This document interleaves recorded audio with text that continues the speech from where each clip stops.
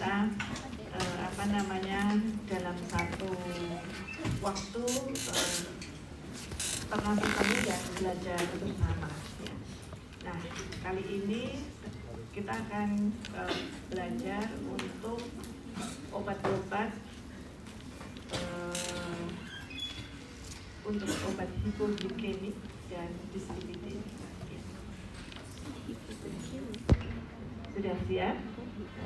Tentu adik sudah kuliah untuk patofisiologi. Di patofisiologi itu saya tidak akan mengulang, tapi akan mengingatkan kembali sedikit saja supaya nanti kita adik-adik ingat, oh ya, karena patofisiologi seperti ini, jadi mekanisme aksi obat itu ada pada site ini. Ya.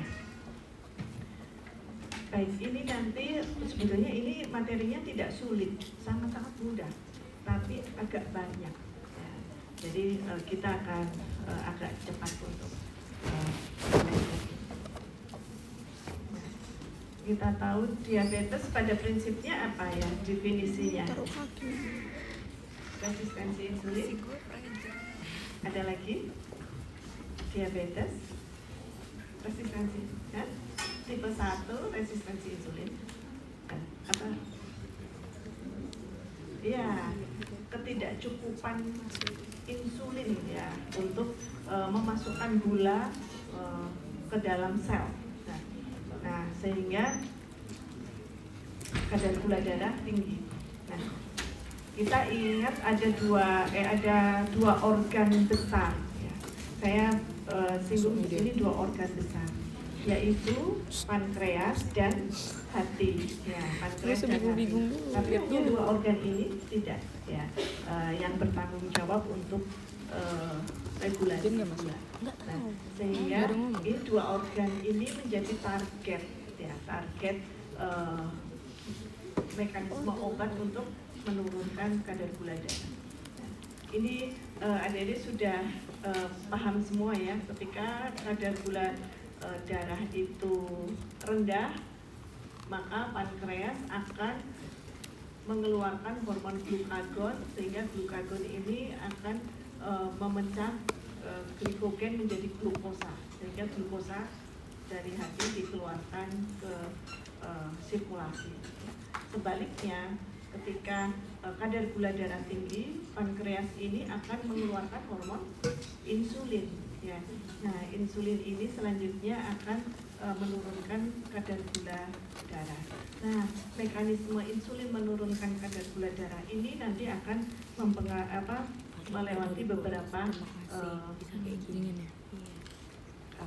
organ atau site yang bertanggung jawab untuk regulasi gula. Nah, ini ada sudah hafal semua ya, sudah disinggung di kuliah-kuliah sebelumnya. Nah, 11 hal besar ini yang menjadi target terapinya. Nah, ketika kadar gula darahnya tinggi, maka di situ ada kontribusi ginjal, ada kontribusi dari lambung, ya, ada kontribusi dari 11 elemen, ya kan? Ini sudah dipelajari di patofisiologi. Kemudian saya refresh untuk definisi diabetes. Kadar gula darah berapa? Di atas 120, ada 126, ya, ada 123. Ya. Kita ambil di atas 126. Kemudian apa lagi? Atau HbA1c lebih dari 6,5, ya. Atau ya, gula darah sewaktu lebih dari 200, 2 kali pengukuran. Ya. Ya, ada klinis polifagi, poliguri, polidipsi. Nah, itu diagnosis diabetes. Nah, ketika sudah diabetes, kemudian kita memberikan terapi, ada target penurunan kadar gula darah. Nah, targetnya berapa ya? Targetnya berapa? Targetnya itu ini diagnosis ya. Targetnya itu tergantung dari pasien itu ada komorbid atau tidak. Nah, tadi misalnya HbA1c ya, HbA1c normal itu kurang dari 6,5.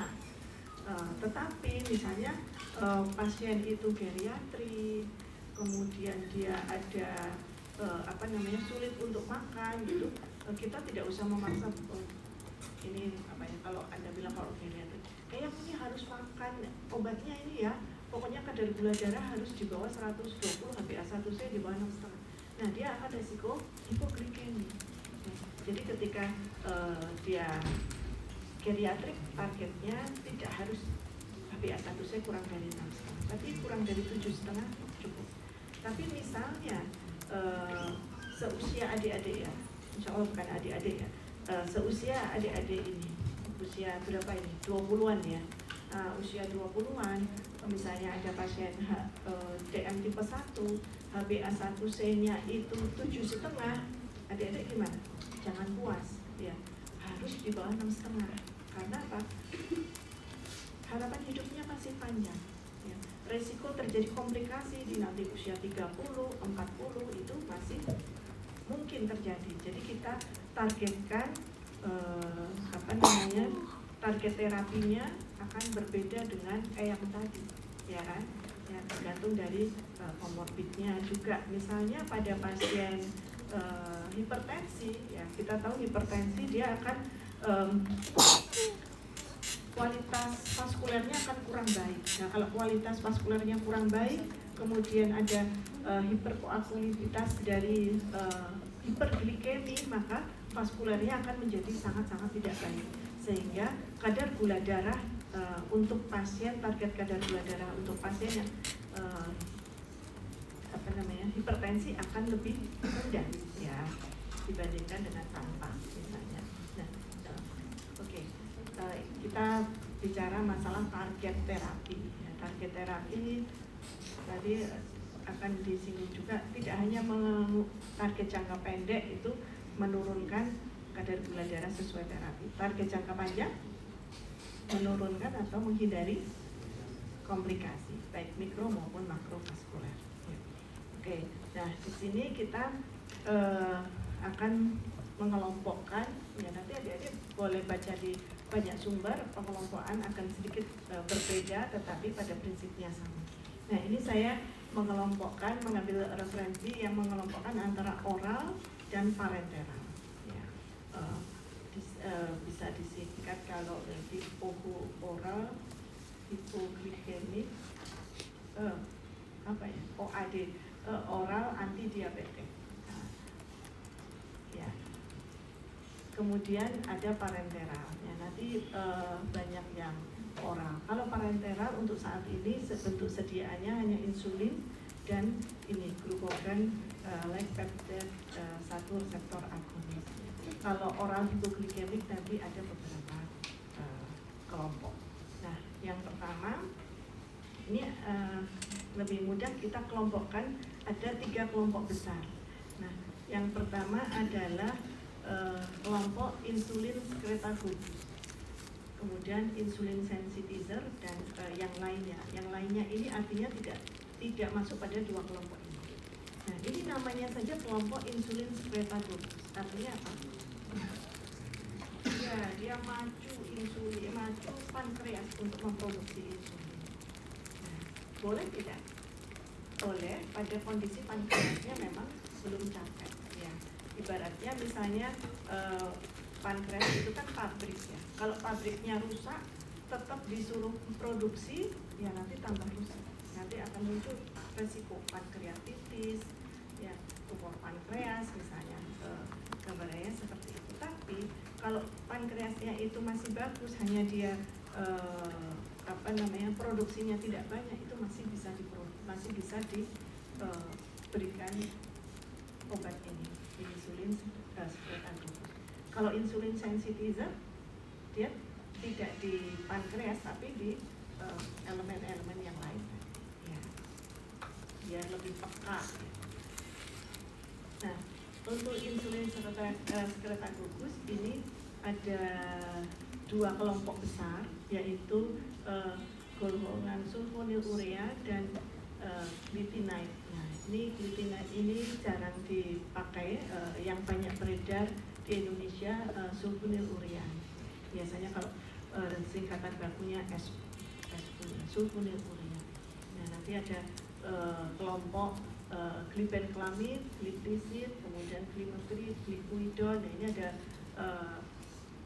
pada awalannya gli ya. Ini kelompok, kalau kita belajar untuk obat OVO ini, obat oral anti diabetes ini lebih mudah ya. Keluarganya itu namanya hampir sama. Diguanid untuk yang kelompok insulin sensitive, ya ini untuk saat ini hanya ada metformin. Nah, kemudian kelompok glitason, ya ini nanti namanya pakai glitason, ada pioglitason. Kemudian kelompok lain ini ada alpha glukosidase inhibitor. Nah, ini dia namanya juga alpha glukosidase inhibitor. Dia akan menghambat enzim alpha glukase yang ada di mana? Intestinal. Nama obatnya acarbose. Kemudian ini DPP-4 inhibitor, di kelompoknya keluarga gliptin ya, ada beta, lina, sita, saksa. Dan kelompok yang lain ada gliflozin. Ini dari SGLT2 inhibitor. Nah, ini yang nanti kita akan kenalan dengan obat-obat ini. Ya. Tidak sulit tapi memang agak banyak. Ya. Keluarganya agak banyak. Nah, indikasi yang saya tekankan di sini sebetulnya pada prinsip penggunaan obat ini kita tahu semua ya, tata laksana diabetes itu pada prinsipnya tadi ya menurunkan kadar gula darah. Nah, mau pakai apa? Ya, ada non farmakologis, ada farmakologis. Nah, kemudian kalau misalnya tergantung pada setting pasien mana kita datang kepada kita. Kalau kadar gula darahnya itu misalnya tadi kan disebutkan pemeriksaan di atas 200, lebih dari 2 kali pemeriksaan. Ya. Kalau pasien datang kepada kita pada gula darah 180 misalnya, apa yang kita lakukan? Ya, yang kita lakukan, ya, ada ini ya. Hari ini ada, pada nggak ikut berarti ya karena kuliah ya. Tadi ikut ya, apa namanya, posbindu, nggak ikut ya. Pokoknya belajar ya. Ini ada posbindu mahasiswa ya. Kemarin saya melatih adik-adik kadar posbindu mahasiswa. Posbindu mahasiswa itu salah satunya ini mencek kadar gula darah mahasiswa. Nah, di sini kalau misalnya menjumpai pasien atau klien yang kadar gula darahnya masih di bawah 200, misalnya 180. Nah, jadi nggak harus minum obat gula ini kamu gitu, enggak ya kalau misalnya ya, tapi harus apa kata laksananya, modifikasi gaya hidup, olahraga, diet, ya, modifikasi gaya hidup dulu. Ya. Kalau misalnya pada pemeriksaan berikutnya itu masih di atas 200 atau sudah di atas 200 atau masih, berarti dia belum mencapai target. Kita cek HbA1c. Kalau misalnya HbA1c itu masih di bawah 6,5, kita masih boleh melanjutkan non farmakologi. Tapi kalau misalnya dia HbA1c sudah lebih dari 6,5 ya, pada usia muda seadik-adik ini ya, kita mau tidak mau menawarkan obat. Nah, di sini obat ini sebagai adjunct to diet and exercise. Jadi obat diberikan kalau diet dan exercise-nya tidak mampu menurunkan kadar gula darahnya. Nah, ini jadi bukan first line ya dalam manajemen diabetes. Nah, kemudian ini juga bisa diberikan monoterapi ataupun kombinasi. Nah, kalau misalnya monoterapi bisa memilih salah satu di antara ini, tetapi ada yang first choice adalah yang first choice-nya diguanid atau metformin. Ini menjadi first choice. Ya. Jadi diberikan metformin dulu, Kalau misalnya metformin tidak istilahnya belum bisa mengendalikan, baru boleh dikombinasikan ini mono ataupun kombinasi, boleh dikombinasikan dengan yang bukan saudara kandungnya. Ya, yang bukan saudara kandungnya metformin mana? Bisa sulfonylurea, ya, bisa glitason, bisa alpha glucose inhibitor, ya, bisa dikombinasikan dengan yang beda turunannya. Nah, kemudian tadi saya singgung ini semua boleh mono ataupun kombinasi. Ya, yang penting kadar gula darahnya teratasi. Tetapi ada beberapa kekhususan. Misalnya metformin ada kontraindikasi, berarti diberikan boleh diberikan yang lain. Meskipun ini sebagai first line, tapi kalau first line itu ada kontraindikasi, kita boleh memberikan golongan yang lain. Biasanya akan diberikan sulfonylurea. Ya, kita kenalan satu-satu. Yang pertama ini kelompok sulfonylurea. Ini kelompok ini kalau adik-adik lihat mekanisme aksinya, membaca mekanisme aksinya, nanti akan sama ya mekanisme aksi sulfonylurea, kemudian biguanid ya. Di sini pada prinsipnya dia menstimulasi beta pankreas, kemudian menurunkan glukagon konsentrasi, tadi sudah disinggung ya. Kemudian dia kalau tadi kan kita masukkan dia ke insulin sekretagogus ya. Tapi sebetulnya dia juga punya meningkatkan sensitivitas terhadap insulin. Hanya saja pada tugas utamanya dia untuk stimulasi pada sel beta pankreas. Nah, maka ini tadi nanti kalau dilihat yang metformin juga bisa sebagai stimulasi beta pankreas. Tapi artinya tugas utama dan tugas tambahan. Ya, seperti adik-adik punya tugas utama dan tugas tambahan. Nah, untuk keluarga sulfonylurea ini merupakan obat yang sudah lama ya. Dulu prototipe sulfonylurea adalah glibenclamid ya.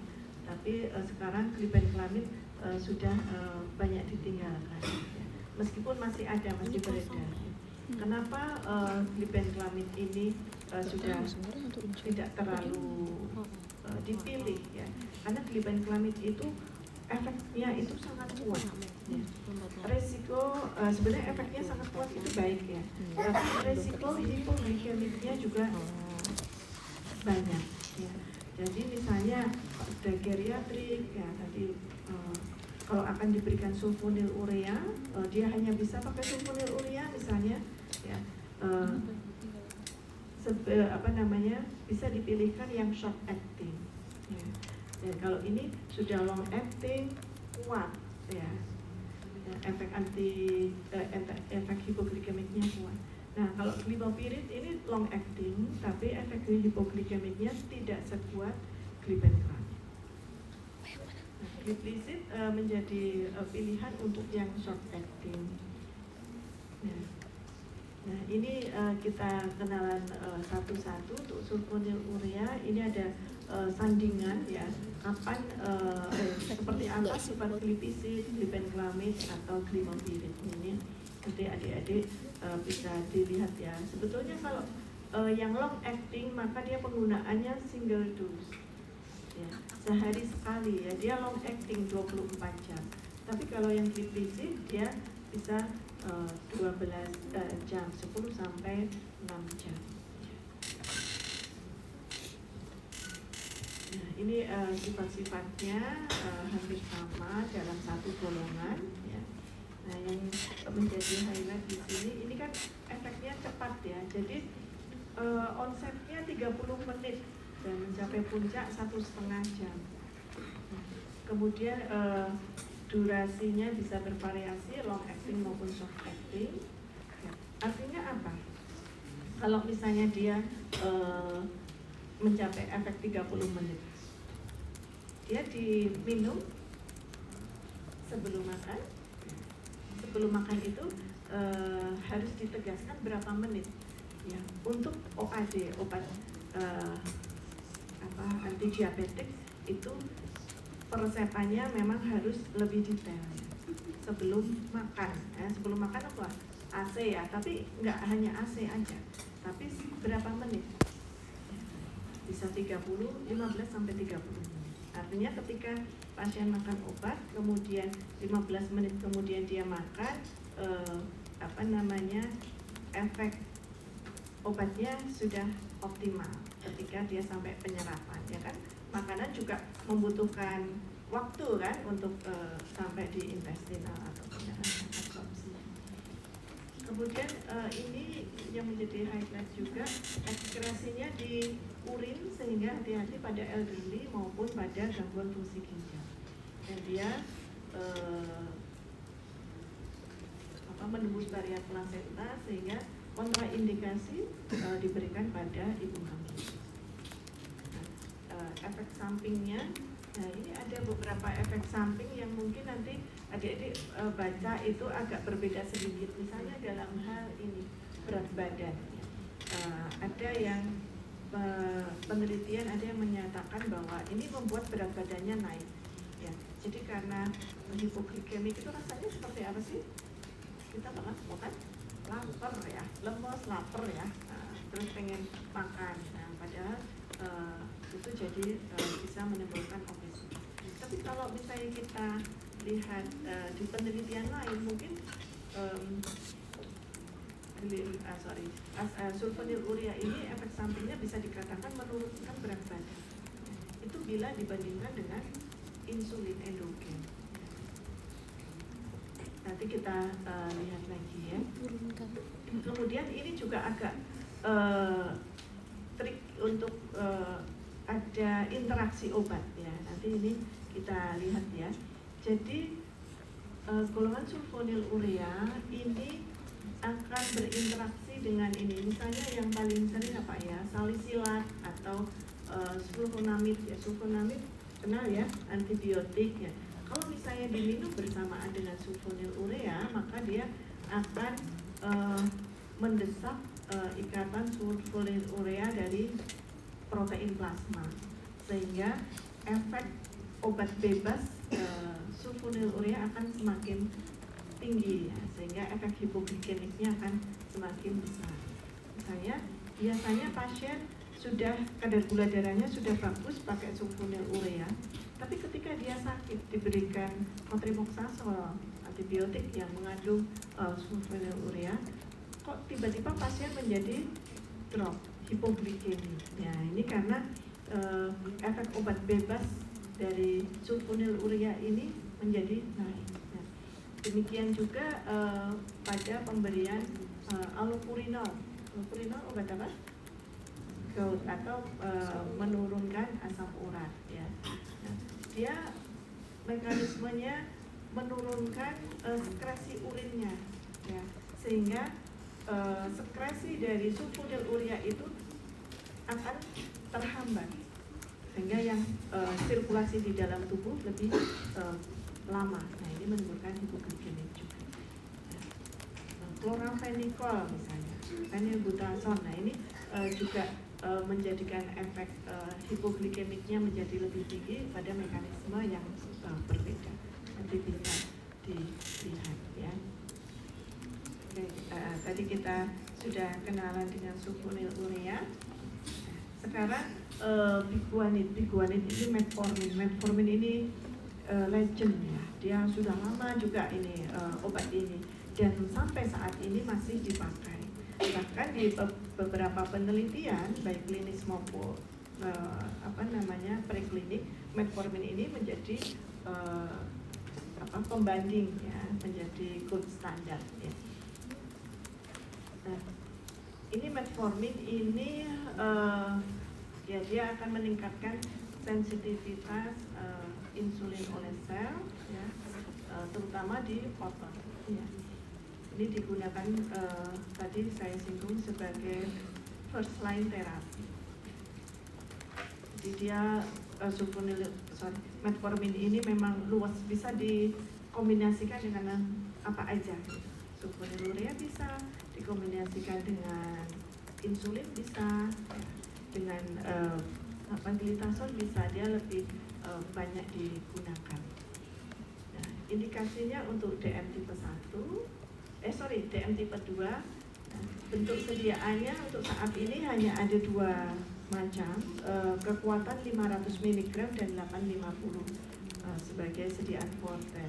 Tapi kalau misalnya nanti adik-adik mempelajari lagi, banyak industri dari industri obat itu mengemas metformin, karena ini obatnya bagus ya, jadi dikemas sedemikian rupa sehingga efeknya akan lebih baik ya. Misalnya yang 500 dibuat long acting, dibuat lepas lambat atau dibuat potent ya. Karena ada beberapa kekurangan dari metformin ini, antara lain dia ada metallic taste. Jadi kalau pasien yang minum metformin itu kayak kalau sendawa itu kayak ada besi ya, kayak nggak nyaman sehingga mual kalau makan. Nah, ini banyak sekali yang intoleransi metformin. Nah, sehingga industri ini obatnya bagus, tapi bentukan gimana caranya untuk menghindari metallic taste-nya itu dia berikan potage, pecah di lambung, dia berikan long acting ya, sehingga ada bentuk XR ya, extended release. Nah, sehingga metformin ini tetap menjadi pilihan. Ini mekanisme aksinya. Nah, tes tengahnya agak lebih panjang ya dibandingkan dengan subkutansi. Nah, ini diberikan secara oral. Nah, ada ini juga keunggulan metformin ini. Selain sebagai sensitizer, makanya dia luas ya dikombinasikan, dia juga bisa digunakan pada pasien dengan insulin resisten, misalnya pada pasien obesitas. Kalau adik-adik ketemu pasien gula, kok lingkar pinggangnya berapa kalau obesitas? Lebih dari laki-laki 90, perempuan lebih dari 80, ini kemungkinan akan tadi resistensi insulin. Jadi kita berikan metformin misalnya. Nah, ini salah satu kebaikan metformin. Kalau misalnya sulfonylurea, masih kemungkinan resistensi insulin dia nggak akan bisa optimal. Nah, kemudian keuntungan yang lain adalah dia efek atau resiko efek samping hipoglikemik itu lebih ringan dibandingkan dengan sulfonylurea. Kontraindikasinya pada ibu hamil, ya. Kemudian pada heart failure, fatigue failure, liver failure, ya. Kemudian ya kalau pada metabolic acidosis, ya mungkin adik-adik sudah belajar ya untuk metabolic acidosis ya, metabolic acidosis itu obat oral diabetes atau OAD itu tidak menjadi pilihan. Ya, menjadi pilihan pada kondisi ketoasidosis tentu saja insulin. Ya. Jadi misalnya pasien tadinya sudah terkendali dengan OAD, kemudian dia ada infeksi dan kemudian datang pada kondisi ketoasidosis, OAD obat sebelumnya di stop, ganti insulin. Ya. Itu menjadi protap karena resiko memperberat ketoasidosisnya akan semakin tinggi pada pemberian metformin. Ini efek samping metformin tadi saya sudah singgung. Kemudian juga selain metallic taste itu ada beberapa pasien juga intoleransi berupa diare. Ya. Jadi begitu minum metformin diare. Nah, untuk hal lain yang menjadi perhatian juga untuk penggunaan jangka panjang, ini dia akan mengganggu absorpsi dari vitamin B12 sehingga biasanya akan diberikan suplemen vitamin B12. Adik-adik ingat ya kalau pasien diabetes lama itu juga mempunyai efek kalau yang di saraf neuropati perifer. Ya, neuropati perifer ini agak jadi kadangkala agak rancu. Dia keluhannya baal itu atau kebas ya, atau sering kram, itu karena neuropati perifer atau karena efek samping dari metformin yang kita berikan. Nah, sebetulnya terapinya akan hampir sama, diberikan suplemen B12. Nah, tapi kalau misalnya kira-kira sudah dia kok kadar gula darahnya normal, tapi kok ada ini ya, ada HbA1c-nya sudah berbulan-bulan, HbA1c-nya oke, tapi kok ada tanda-tanda neuropati perifer ya, kemungkinan berarti dia karena ini ya, karena gangguan absorpsi. Baik, kita sudah kenalan dengan dua golongan, yaitu sulfonylurea dan guanine. Ada pertanyaan?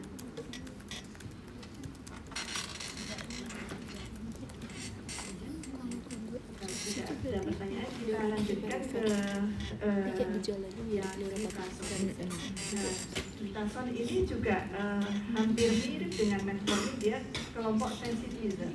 Ya, tapi kalau tadi sensitizernya terutama di muscle atau di otot, ya metformin. Kalau ini di sel lemak. Nah, ya selain di adipose, ya dia juga di muscle juga sih tentu, tapi dia lebih dominan di adipose. Kemudian dia juga bisa di liver yang akhirnya dia akan memperbaiki sensitivitas insulin. Nah, ini ada dua obat yang untuk saat ini ya. Saya bicara untuk saat ini. Nanti kalau adik-adik sebentar lagi jadi dokter kan ya, berapa tahun lagi? 2 tahun lagi ya. Mungkin 2 tahun lagi atau 3 tahun lagi sudah muncul lagi ini glitason yang lain ya. Untuk saat ini yang jadi pilihan glitasonnya 2, pioglitason dan rosiglitason. Ya. Nanti kalau ketemu, oh ya ini berarti ini apa namanya keluarga glitason. Oh mekanisme aktifnya ya mirip-mirip. Nah ini glitason ini menjadi pilihan juga untuk DM tipe 2 dengan resistensi insulin. Ya. Bisa dikombinasikan juga atau bisa sendiri. Oh ya, tadi metformin itu juga ada ini ya, mungkin nanti adik-adik kalau belajar PCOS itu ya, polycystic ovarian syndrome, itu bisa metformin maupun pioglitason. Ini berbeda indikasi dengan untuk hipoglikemiknya ya, ini untuk indikasi pada PCOS, penyakit PCOS. Kontraindikasinya dia heart failure, pregnancy, dan liver disease. Nah, karena apa?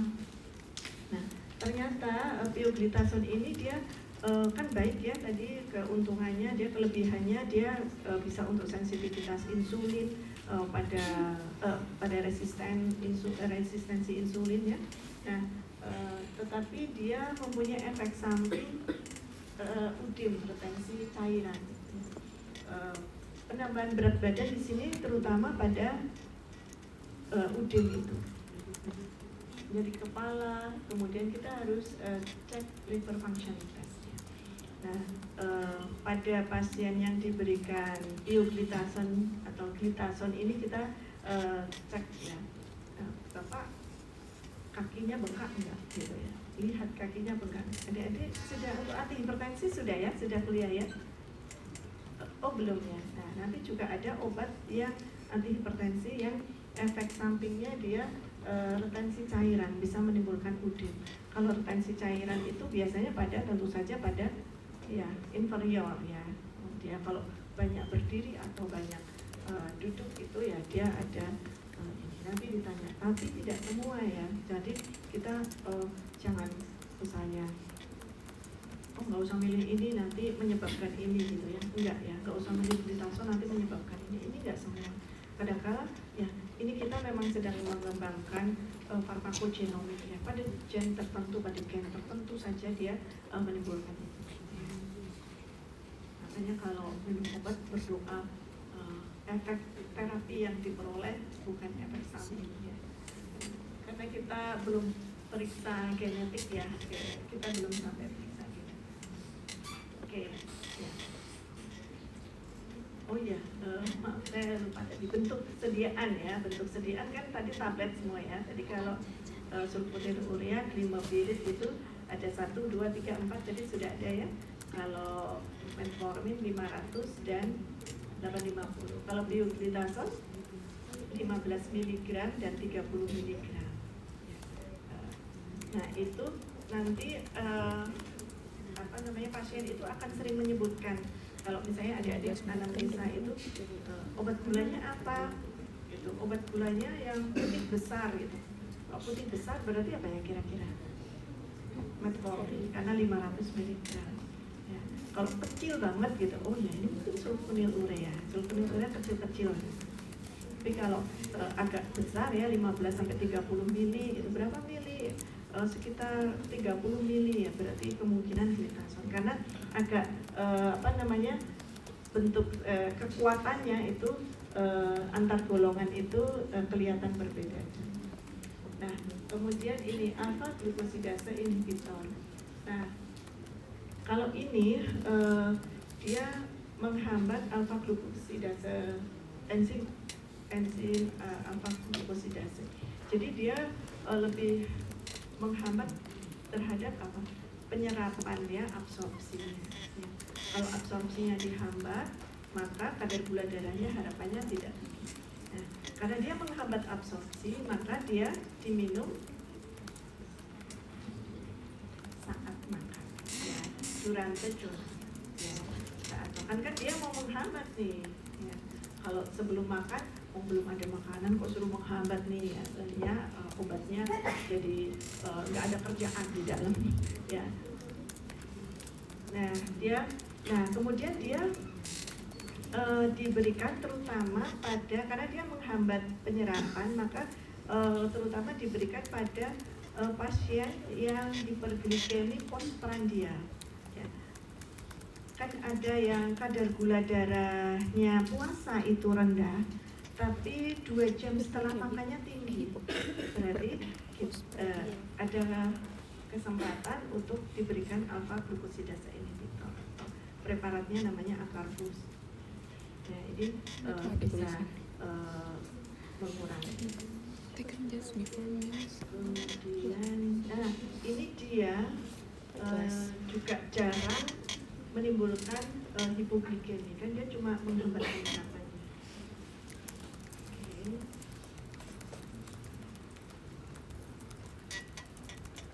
Ini bisa dikombinasikan juga.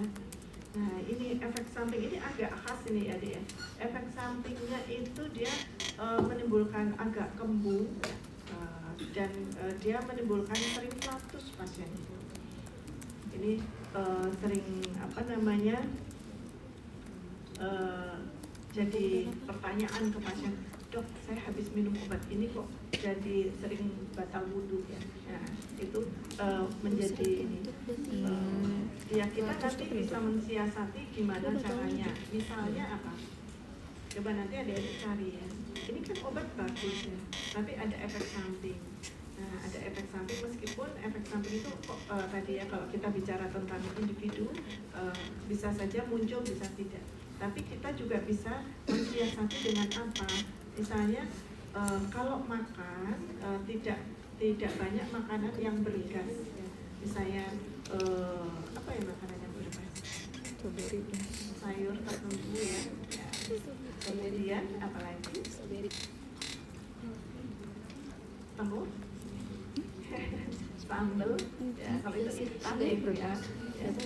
Ya, misalnya kacang-kacangan, kemudian apa ya yang menimbulkan gas itu tape ya, tape. Kalau sekarang jarang ya makan tape ya, jadi nggak suka, nggak pernah ya. Tapi sering nggak makan bika Ambon.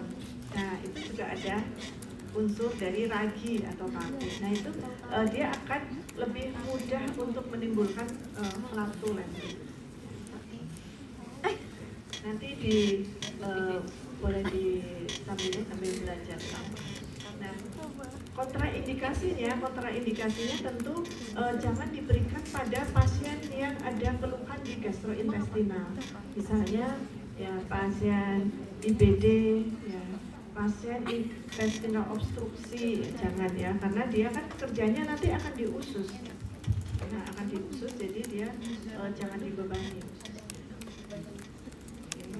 Ya, sudah tambah lagi 2 kenalan ya, glitason sama akarbos. Ada pertanyaan? Ya.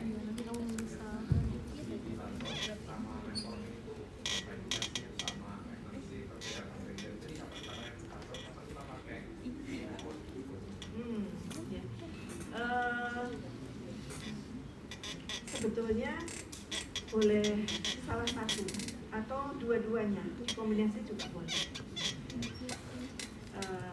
Itu ketika tidak ada kontraindikasi. Tetapi sebetulnya gini, kalau heart failure itu juga kalau adik-adik pelajari kan heart failure ada stage 1, 2, 3 ya, PHF misalnya kongestif heart failure itu ada stage 1, 2, 3. Nah, yang betul-betul kontraindikasi itu 3 dan 4. Tapi kalau 1, 2 itu pasiennya masih baik ya, nggak apa-apa. Tapi ketika 2 kemudian dia ada tinggi aktivitas, dia ada ya misalnya ada demam atau apa gitu, harus dirawat di rumah sakit, itu kita stop, kontraindikasi. Nah, kalau pilih antara 2 ini sebetulnya tidak ada guideline-nya ini. Boleh salah satu silahkan sesuai dengan pasien kita. Nah, kalau misalnya pasien itu tadi yang paling sering ya kita pilihkan itu dari sisi efikasi kan. Kalau efikasinya sama-sama efektif. Nah, kalau dari sisi efek samping keamanan ya. Kalau misalnya dia nggak ada keluhan GI tract, boleh diberikan metformin. Kalau dia ada keluhan GI tract, silahkan diberikan glitason. Kalau misalnya pasien kita itu nggak ada udem perifer, silahkan. Enggak, maksudnya tumben bulu mata biasanya pakai. Dua-dua itu boleh salah satu atau boleh enggak. Jadi kepikiran. Jika ada kondisi yang tidak mengizinkan, kondisi pasien yang tidak mengizinkan kita memberikan ada lagi misalnya ini ada bulu mata yang maksudnya yang pertimbangan tadi ada pertimbangan indikator efikasi, kemudian keamanan, terus satu lagi dengan yang tempel. Cost dari sisi harga itu jauh banget. Metformin itu dalam kisaran harganya itu mungkin di bawah Rp50 per tablet. Tapi kalau glitason itu di atas 500 rupiah loh, bukan dulu ya, rupiah. Tapi kita pasien diabetes itu minumnya apa? Setiap hari dan long term. Ini udah panjang banget. Kalau aku ya baru aku tumpul. Kapan kita memperhatikan pasien kalau tidak ada, kalau sesuai indikasi, sesuai keamanan, jadi inget soalnya kalau aku bilang kayak enggak ada bulu mata. Ada lagi? Ya. Baik, teman kita berikutnya adalah DPP-4 inhibitor. DPP-4 inhibitor ini untuk saat ini menjadi pilihan. Ketika saya seusia adik-adik belum ada ini. Ini baru muncul ya kira-kira 15 tahun dan ini muncul menjadi apa ya? Kalau saya ya saya sebagai internis saya senang ya dengan obat ini ya. Ini bisa diberikan ketika metformin tidak mencapai target, diberikan trio tidak mencapai target, diberikan sulfonylurea, pasien gula darah belum mencapai target, dan ada pilihan di DPP-4 inhibitor. Nah, kalau dia kerjanya selain pada target pada peningkatan sekresi insulin, dia pada penurunan sekresi glukagon. Jadi kalau tadi kan baru insulin sama sensitizer ya, kalau ini sudah pakai penurunan sekresi glukagon sehingga nanti kadar gula darahnya akan lebih terkendali. Nah ini ya, tetapi ya ini kan kebaikannya ini ya, kekurangannya dia kan di intestin ya, jadi dia dihindari pada pasien-pasien yang ada gangguan intestin, ada pasien sering diare, ada pasien sering kembung gitu ya, kurang poten ya, kurang bagus untuk diberikan.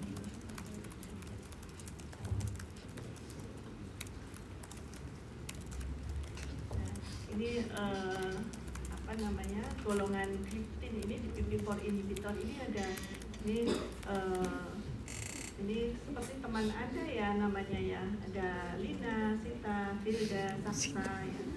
Ini apa namanya, keluarga gliptin. Nah, keluarga gliptin ini ada kelebihannya juga, dia bisa direkomendasikan pada kondisi renal impairment maupun hepatic impairment, terutama yang mild atau moderate. Kita coba ini, kita lihat ya, ini dalam studi ya, ini rangkuman dari studi.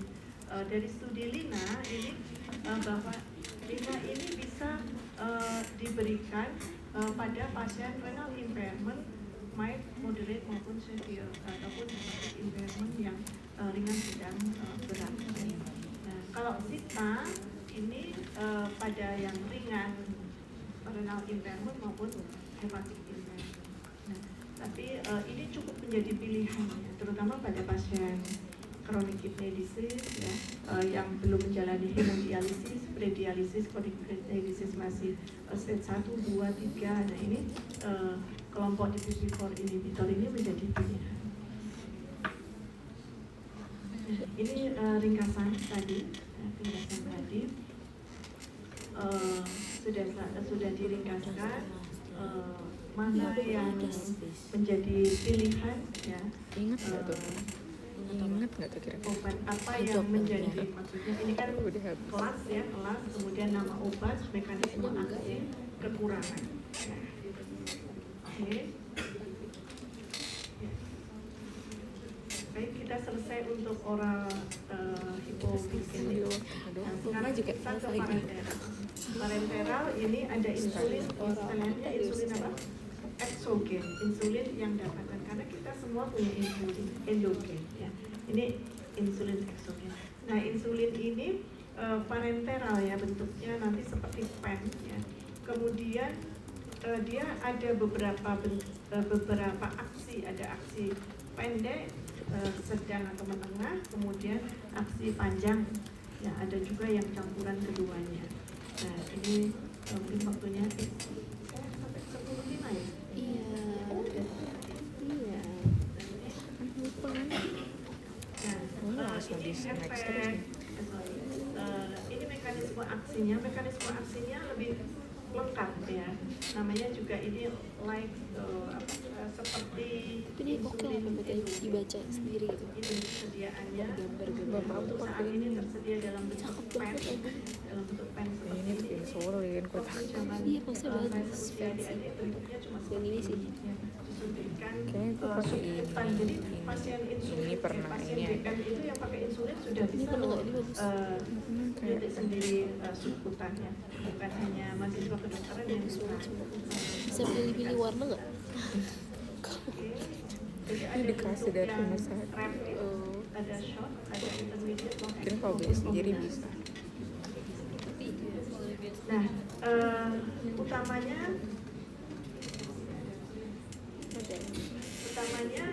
kita memberikan obat insulin ini biar polanya itu seperti ini ya, biar polanya itu ketika siklus insulin itu naik, insulin endogen itu naik itu kita memberikan. Jadi yang pada puncak-puncak ini, pada jam-jam ini diberikan insulin yang short acting.